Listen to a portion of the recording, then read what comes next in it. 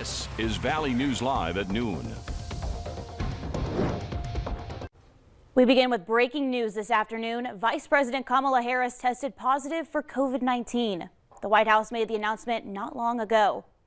She has shown no symptoms and will work remotely until she tests negative for the virus. The vice president got 2 doses of the Moderna along with 2 booster shots.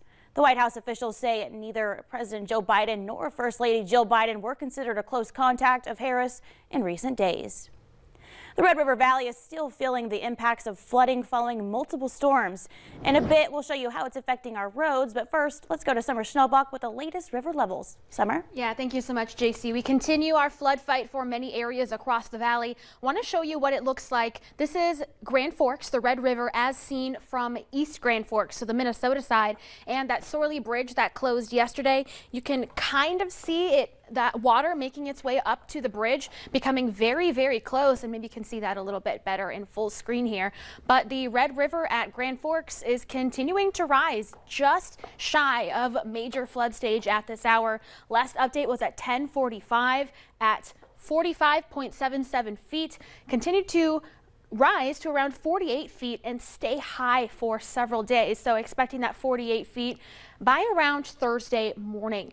The Red River at Oslo moving upstream here for the red. 37.35 feet is the latest check as of 10:15. Expected to rise to around 38 feet and stay high before dropping next week. Here's a snapshot that was sent to me. This is 430th Avenue near Alvarado. Matthew sent this in of the Snake River flooding. And the good news for the Snake River, that value is now coming down after reaching a crest late last night when he sent those pictures in. The Red River at Drayton just now moving into that major flood stage, just shy of it, 37.74 feet.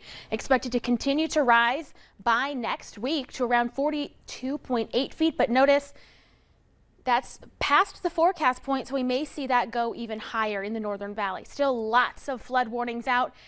And we have issued first alert weather days for Friday and Saturday. More heavy rain as possible, so we are concerned with additional flooding.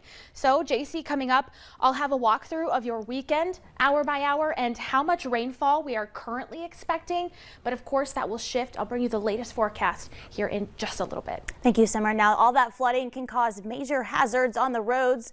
The North Dakota Department of Transportation is reporting a few closures near Grafton. Highway 81 in Minto and Highway 18 are impacted. The department also closed Highway 200 at mile marker 402.5 in Hillsboro due to flooding. Meanwhile, Cass County officials say there are a number of township roads that have water over them. So far, 6 rural roads have been impacted.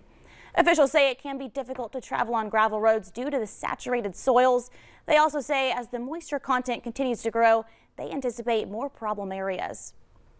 Now, on the Minnesota side of things, these 4 highways in the northwestern part of the state will be closed until further notice. When a road is closed, it's illegal to travel in that area. You can be fined up to $1,000 and/or spend up to 90 days in jail. The Department of Transportation also says that if travelers need to be rescued from a closed road, other expenses and penalties will apply. Highway 59 south of Winger has water over the road but is still open.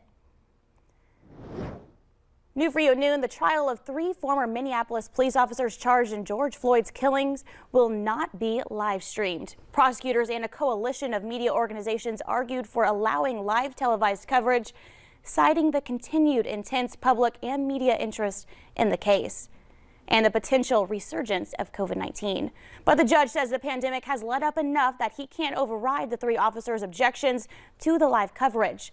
The trial for former officers Toe Tao, Thomas Lane, and J. Alexander King is set to begin in June.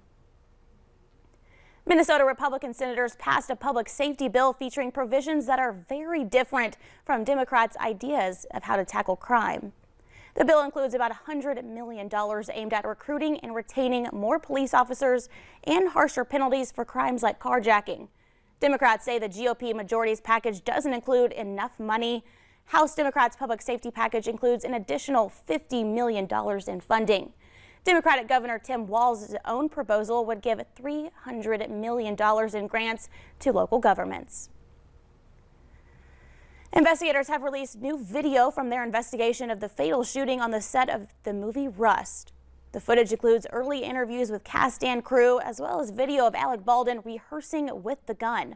Investigators say they're still waiting on crucial evidence, including ballistics, DNA, and fingerprint analysis. A man is in custody after leading police on a chase for more than 70 miles after stealing an ambulance in Chicago. Police say it was stolen yesterday afternoon while it was parked on the street. The suspect slowed down to almost a complete stop, but took off again. The ambulance's back wheels ended up being stripped off and started to smoke. Officials say no one was in the ambulance when it was stolen. Coming up at noon, how one heart transplant recipient's story highlights the need for organ donors. But first, we could see some milder temperatures over the next couple of days until the next round of storm moves into the region.